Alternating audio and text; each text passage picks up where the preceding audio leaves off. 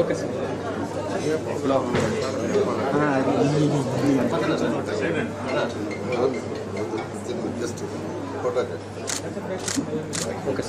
நீராடினார் திங்கன்று நாளெல்லாம் திங்கள் மும்மாறி பெய்து ஓங்கார செல்வம் நிறைந்து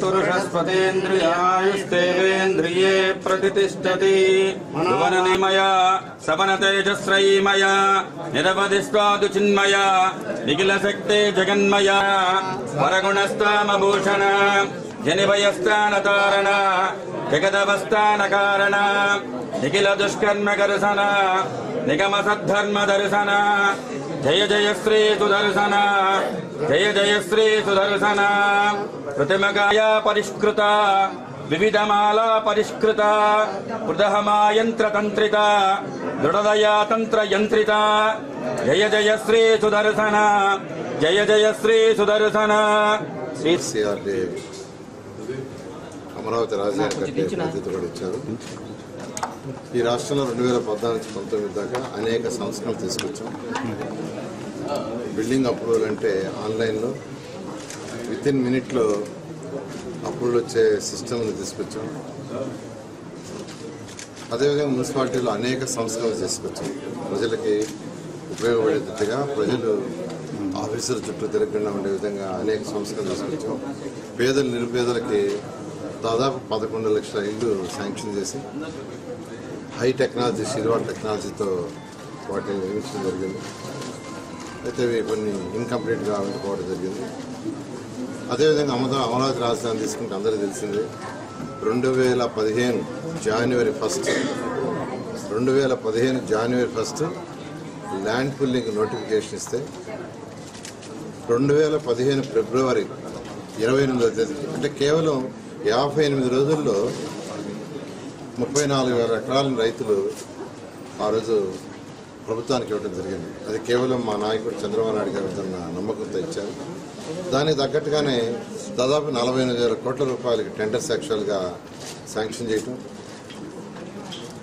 అందులో కూడా 9,000 కోట్ల రూపాయలు ఖర్చు పెట్టి అక్కడ అధికారులకి భవనాలు దాదాపు 90% కొన్ని అయిపోయినాయి, కొన్ని 80% అయినాయి, కొన్ని 75% అయినాయి.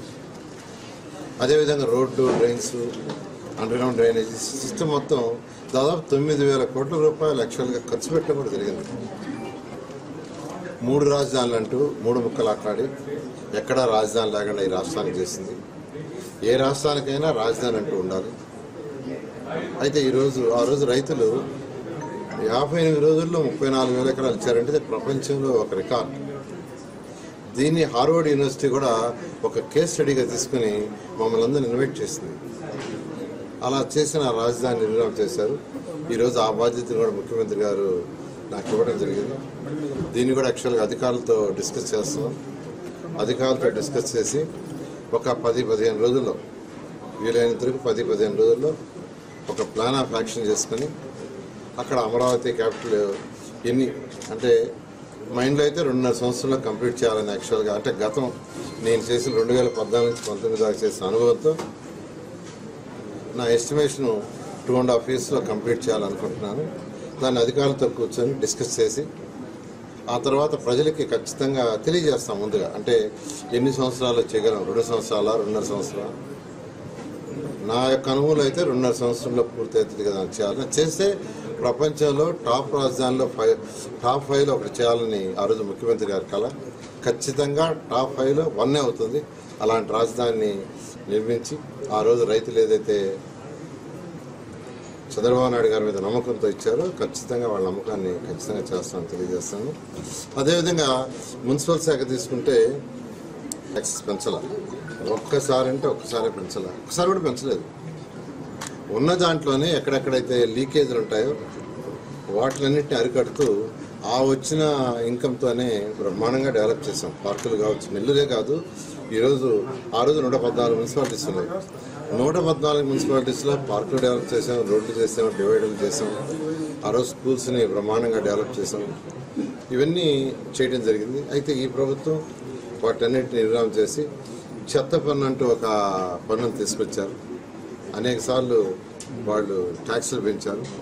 అయితే ప్రజలకి బర్డెన్ లేకుండా ఎలా చేయాలనే దానికి యాక్చువల్గా అధికారులతో కూర్చొని డిస్కస్ చేసి ఖచ్చితంగా ప్రజలు ఏదైతే నమ్మకంతో ఈరోజు ఎన్డీఏ ప్రభుత్వాన్ని చంద్రబాబు నాయుడు మీద నమ్మకంతో ప్రజలు మళ్ళా తిరిగి ఇచ్చారు, ఖచ్చితంగా వాళ్ళు అనుకున్న నెరవేరేట్టుగా చేస్తూ ముందుకు పోవడం జరుగుతుంది. Thank you sir.